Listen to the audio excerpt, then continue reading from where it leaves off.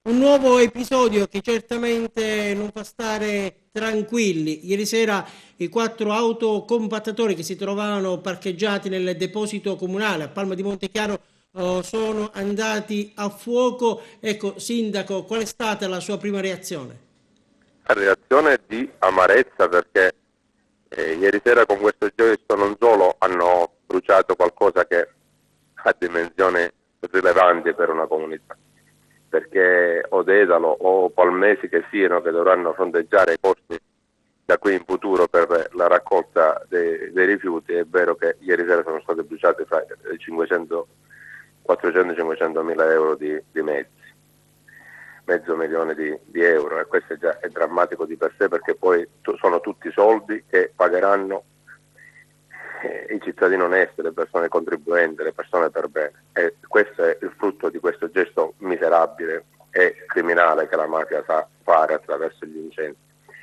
Ma quello che ancora brucia ancora di più non solo è nell'immediato poco affidabile ancora agli occhi esterni, dopo che io naturalmente farò appello lo spirito di solidarietà al mondo esterno per rassicurarlo, perché Palma è impegnata ad affermare la legalità e a vincerla questa battaglia. Quindi desidero anzi fare appello a tutte le forze solidali che ci sono fuori da questo territorio per starci anzi vicine e dare una risposta tutti assieme, che Palma di Montechiaro non viene consegnata e nessuno abdicherà a consegnarla alla mafia. Questo episodio in qualche modo può essere letto come una risposta alla riunione, all'incontro che ha organizzato lei per il 23 gennaio con tutti i sindaci siciliani, diciamo, per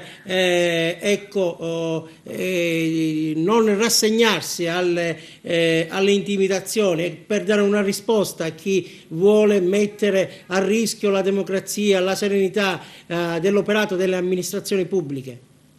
Ma chiaramente non si tratta di aver bruciato un mezzo, di aver bruciato una cosa. Qui hanno bruciato 4 mezzi, tutte e 4 che sono quelle che garantiscono il servizio, quindi si tratta di volersi misurare con la pubblica amministrazione. Il gesto è così forte che poi possa essere collegato, perché in modo chiaro c'è un piano per contrapporsi e dire insomma, caro sindaco, tu non intimidisci nessuno perché siamo noi che ti intimidiamo. Non è difficile che, anche se non in una maniera fortemente ragionata, di fatto venga varato un progetto che è quello dell'affermazione del controllo del territorio. Che strategicamente sia lucida l'idea non lo so, però una cosa è certa, che uno degli effetti che va a provocare è questo. E quindi l'iniziativa di sabato prossimo, che è proprio quello di le fasce tricolore che si uniscono tutte assieme per dire qui c'è lo Stato, e chiaramente si contrappone a una filosofia di questo tipo. Sul piano operativo, domani ovviamente c'è il rischio di disagi per la raccolta dei rifiuti a Palma. Noi già abbiamo costituito un'unità di crisi, siamo qui riuniti e puntiamo effettivamente a realizzare comunque il servizio sin da domani. Questa è la prima risposta che la pubblica amministrazione dà a chi ieri sera ha cercato di azzopparla.